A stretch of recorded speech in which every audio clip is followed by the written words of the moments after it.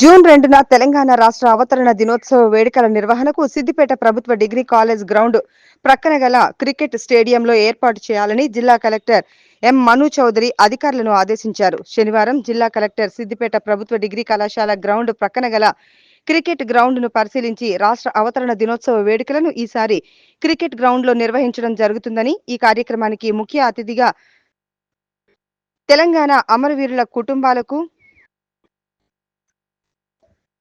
ఈ కార్యక్రమానికి వచ్చే ముఖ్య అతిథికి తెలంగాణ అమరవీరుల కుటుంబాలకు, ప్రజా ప్రతినిధులకు, అధికారులకు, మీడియా ప్రతినిధులకు, జిల్లా ప్రజలకు మరియు విద్యార్థులకు ఎలాంటి అసౌకర్యం కలగకుండా తెలంగాణ అవతరణ దినోత్సవ వైభవం తగ్గకుండా పకడ్బందీగా ఏర్పాటు చేయాలని అన్నారు.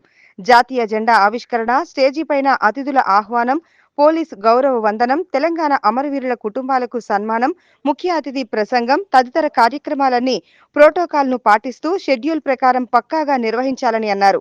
వర్షం కురిసే అవకాశం ఉన్నందున స్టేజీ పైన వాటర్ ప్రూఫ్ పైకప్పు ఏర్పాటు చేయాలని, ఈ కార్యక్రమానికి వచ్చే అందరికీ సిట్టింగ్, త్రాగునీరు తదితర అన్ని ఏర్పాట్లు పకడ్బందీగా చేయాలని, చక్కటి సౌండ్ సిస్టమ్ ఏర్పాటు చేయాలని అన్నారు. అనంతరం రంగదాంపల్లి చౌరస్తాలో అమరవీరుల స్తూపాన్ని పరిశీలించి జూన్ 2 నాడు తెలంగాణ అమరవీరులకు నివాళులు అర్పించడానికి స్తూపాన్ని ముస్తాబు చేయాలని ఆదేశించారు.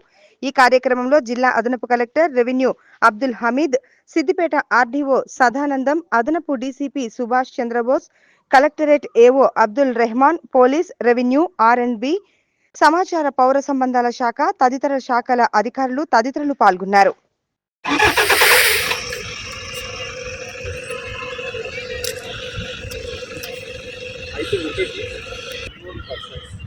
షెడ్యూల్లో లేని వాళ్ళు డయాస్ మీదకి ఏదో ఒక ఫార్మర్ గురించి విజన్ ప్రోగ్రాము అందరి గురించి వాళ్ళు మాట్లాడారు, అగ్రీ అయ్యారు. అది మన షెడ్యూల్లో లేదు, అది యాడ్ చేసుకోవాలి. సడన్ సర్ప్రైజెస్ ఏమవుతుంది అక్కడ మిగిలిన అక్కడ ఎవరైనా పోలీస్ సైడ్ నుంచి కూడా మనిషిని పెట్టేసి nobody should come up on the dais. Sudden schedule ప్రతిసారి ఇచ్చిన మూమెంట్లో వాళ్ళు మన దగ్గర చర్యలకు సంబంధించిన వాళ్ళకి బాక్సెస్ ఇస్తున్నారు. అట్లాంటిదే మరి వాటి జిల్లాకి సంబంధించినది కల్చర్ని ప్రమోట్ చేసినట్టు